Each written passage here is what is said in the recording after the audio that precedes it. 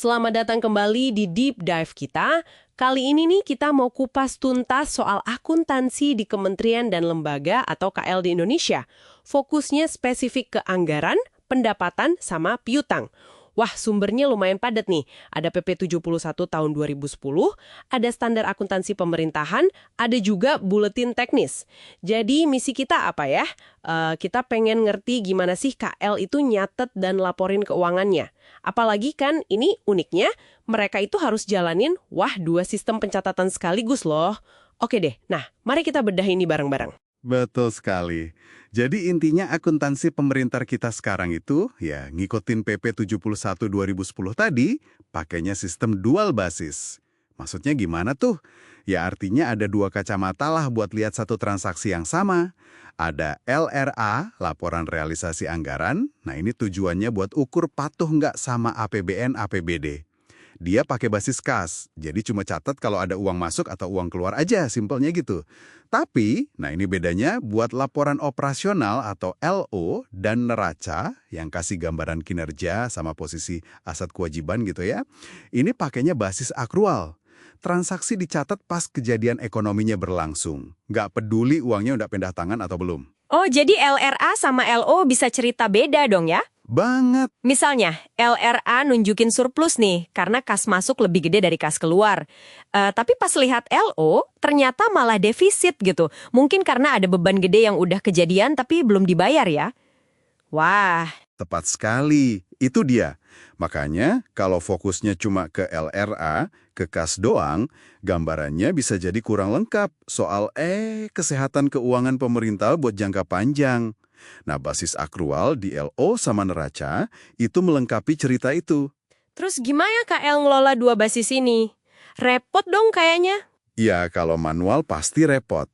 Makanya dibantu sistem terintegrasi, contohnya Sakti, sistem aplikasi keuangan tingkat instansi. Sistem ini yang bantu otomatisasi pencatatan ganda tadi. Jadi inputnya sekali, tapi bisa hasilin laporan buat dua basis itu. Oke, Sakti ya kuncinya. Nah, ngomongin anggaran nih. Selain jadi dasar buat LRA tadi, gimana sih anggaran diperlakukan di akuntansi ini? Cuma target angka aja gitu. Oh, jauh lebih penting dari sekedar target. Anggaran itu landasan hukum loh buat pengeluaran. Alat ukur kinerja juga. Tiap rupiah yang mau dikeluarin itu harus ada posnya di anggaran. Udah gitu ada lagi praktik penting nih. Namanya akuntansi komitmen. Akuntansi komitmen. Kayak gimana tuh? Semacam peringatan dini? Bisa dibilang gitu, ini kayak kita pasang tanda di anggaran. Tanda. Maksudnya? Ini gimana kaitannya sama kepatuhan anggaran yang buat LRA tadi? Gini, pas KL misalnya tanda tangan kontrak atau pesan barang gitu ya. Nah, komitmen itu langsung dicatat di sistem. Ini dicatatnya sebelum ada pembayaran loh, jadi sebelum kas keluar. Dan seringnya juga sebelum barang atau jasanya diterima, jadi sebelum ada pengakuan beban secara akrual. Tujuannya apa? Buat ngunci dana di anggaran itu, biar nggak dipakai buat yang lain. Oh, jadi biar dana yang udah diplot buat kontrak A nggak kepake buat kontrak B gitu ya? Betul, jadi kontrolnya lebih awal, lebih ketat jadinya. Mencegah belanja lebih dari pagu anggarannya. Ngerti-ngerti. Semacam earmarking dana tapi udah by system ya. Oke, kita geser dikit ke sisi penerimaan. Ada prinsip khusus nggak di sini? Ada.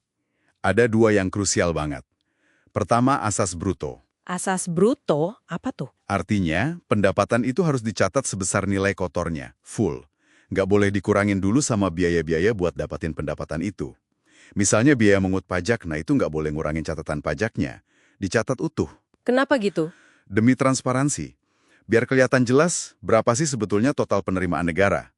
Nah, biaya-biaya tadi, itu nanti dicatatnya terpisah sebagai belanja. Oke, asas bruto, prinsip pertama. Yang kedua apa? Pasti soal waktu pengakuan lagi ya, kan ada dua basis tadi. Nah bener banget. Di sini nih, beda kas sama akrual kelihatan jelas lagi. Pendapatan buat LRA yang basis kas itu, ia diakuinya pas uangnya beneran masuk ke kas negara. Titik. Sementara itu, pendapatan buat LO yang basis akrual diakuinya bisa lebih cepat. Kapan? Yaitu pas hak pemerintah atas pendapatan itu timbul. Atau pas ada aliran sumber daya ekonomi masuk ke pemerintah, walaupun uangnya belum di tangan. Hak timbul ya. Contohnya gimana tuh? Contoh gampangnya pajak deh. Kalau pajaknya itu ditetapkan pemerintah, kayak PBB gitu ya, pas surat ketetapan pajak SKP terbit, nah saat itu hak pemerintah udah muncul. Jadi, pendapatan LO diakui pas SKP terbit, tapi LRA-nya baru nyatet pas wajib pajaknya bayar ke kas negara. Jadi bisa ada jeda waktu yang lumayan ya antara pengakuan di LO sama di LRA. Iya, betul. Nah, kalau pemerintah udah punya hak, tapi uangnya belum masuk, ini pasti langsung nyambung ke piutang dong ya? Tepat sekali. Piutang itu, yaitu tadi, hak tagih pemerintah ke pihak lain. Bisa karena transaksi pendapatan, kayak pajak tadi, atau sebab lain. Misal pemerintah kasih pinjaman. Dicatatnya sebesar nilai nominal sesuai dokumen sahnya. Tapi, nah ini tantangannya, nggak semua piutang tuh pasti bisa ditagih kan? Ada aja yang macet. Disinilah konsep penyisihan piutang tak tertagih jadi penting. Penyisihan piutang tak tertagih, kedengarannya mirip kayak cadangan kerugian kalau di perusahaan swasta ya? Mirip, tujuannya sama. Biar nilai piutang yang muncul di neraca itu lebih realistis. Mencerminkan berapa sih yang kira-kira beneran bisa ditagih nantinya. Istilahnya net realizable value. Terus gimana cara nentuinnya? Berapa yang harus disisihkan? Ada prosesnya. Piutang itu dinilai dulu kualitasnya, ada klasifikasinya. Lancar, kurang lancar, diragukan, sampai macet.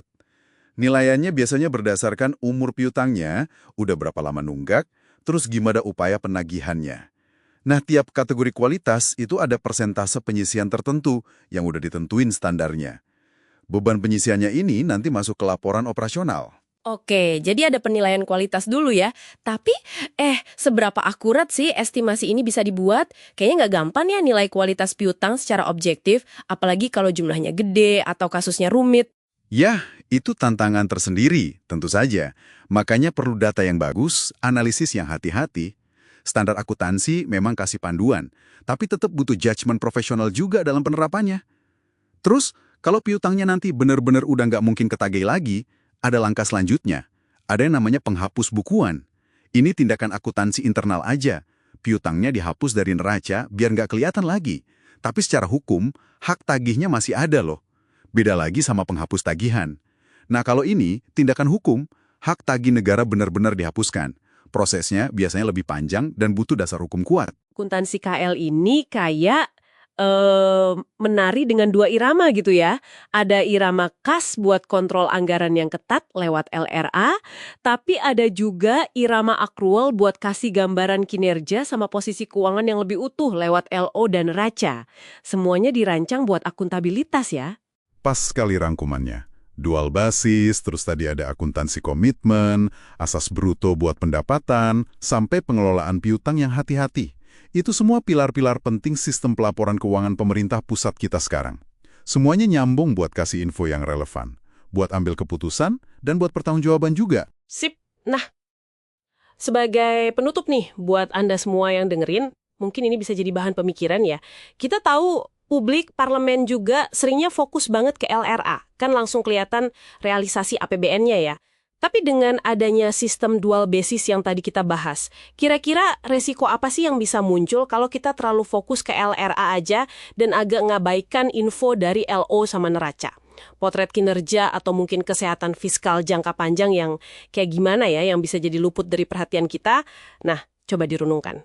Sampai jumpa di Deep Dive kita selanjutnya.